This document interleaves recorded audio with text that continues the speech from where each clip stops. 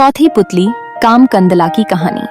चौथे दिन जैसे ही राजा सिंहासन पर चढ़ने को उद्यत हुए, पुतली कामकंदला बोल पड़ी। रुकिए राजन, आप इस सिंहासन पर कैसे बैठ सकते हैं? यह सिंहासन दानवीर राजा विक्रमादित्य का है। क्या आप में है उनकी तरह विशेष गुण और त्याग की भावना? राजा ने कहा, हे सुंदरी, तुम भी विक्रमादित्य की ऐसी कथा सुनाओ जिससे उनकी विलक्षणता का पता चले। पुतली बोली, सुनो राजन, एक दिन राजा विक्रमादित्य दरबार को संबोधित कर रहे थे। तभी किसी ने सूचना दी कि एक ब्राह्मण उनसे मिलना चाहता है। विक्रमादित्य ने कहा कि ब्राह्मण को अंदर लाया जाए। विक्रमादित्य ने उसके आने का प्रयोजन पूछा। ब्राह्मण ने कहा कि वह किसी दान की इच्छा से नहीं आया है, बल्कि उन्हें कुछ बताने आया है। उसने बताया कि मानसरोवर में सूर्योदय होते ही एक खंभा प्रकट होता है, जो सूर्य का प्रकाश ज्यों-ज्यों फैलता है, ऊपर उठता चला जाता है, और जब सूर्य की गर्मी अपनी पराकाष्ठा पर होती है तो वह साक्षात सूर्य को स्पर्श करता है। ज्यों-ज्यों सूर्य की गर्मी घटती है, छोटा होता जाता है तथा सूर्यास्त होते ही जल में विलीन हो जाता है। विक्रमादित्य के मन में जिज्ञासा हुई कि आखिर वह कौन है।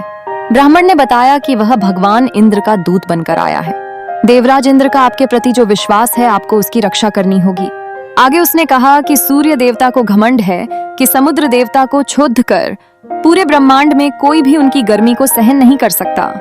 देवराज इंद्र उनकी इस बात से सहमत नहीं है।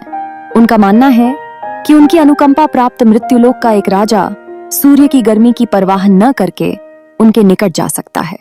वह राजा आप हैं। राजा विक्रमादित्य को अब सारी बात समझ में आ गई। उन्होंने सोच लिया कि प्राणोत्सर्ग करके भी सूर्य भगवान को समीप से जाकर नमस्कार करेंगे तथा देवराज के उनके प्रति विश्वास की रक्षा करेंगे। उन्होंने ब्राह्मण को समुचित दान दक्षिणा देकर विदा किया तथा अपनी योजना को कार्य रूप देने का उपाय सोचने लगे। भोर होने पर दूसरे दिन वे अपना राज्य छोड़ कर चल पड़े। एकांत में उन्होंने मां काली द्वारा प्रदत्त दोनों बेतालों का स्मरण किया। दोनों बेताल तत्क्षण उपस्थित हो गए। विक्रम को दोनों बेताल ने बताया कि उन्हें उस खंभे के बारे में सब कुछ पता है। दोनों बेताल उन्हें मानसरोवर के तट पर लाए। रात उन्होंने हरियाली से भरी जगह पर काटी और भोर होते ही उस जगह पर नजर टिका दी जहां से खंभा प्रकट होता। सूर्य की किरणों ने जैसे ही मानसरोवर के जल को छुआ, एक खंभा प्रकट हुआ। विक्रमादित्य तुरंत तैरकर उस खंभे तक पहुंचे। खंभे पर जैसे विक्रमादित्य चढ़े, जल में हलचल हुई और लहरें उठकर विक्रम के पैर छूने लगीं। ज्यों-ज्यों सूर्य की गर्मी बढ़ी, खंभा बढ़ता रहा। दोपहर आते आते खंभा सूर्य के बिल्कुल करीब आ गया।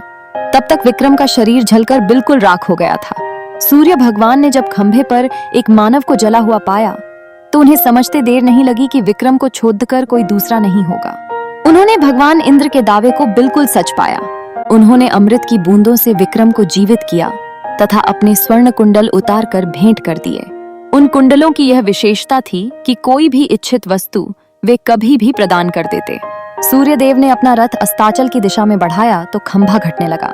सूर्यास्त होते ही खंभा पूरी तरह घट गया और विक्रम जल पर तैरने लगे। तैरकर सरोवर के किनारे आए और दोनों बेतालों का स्मरण किया। बेताल उन्हें फिर उसी जगह लाए जहां से उन्हें सरोवर ले गए थे। विक्रम पैदल अपने महल की दिशा में चल पड़े थे। कुछ ही दूर पर एक ब्राह्मण मिला जिसने बातों बातों में कुंडल मांग लिए। विक्रम ने बिना एक पल की देरी किए बेहिचक उसे दोनों कुंडल दे दिए।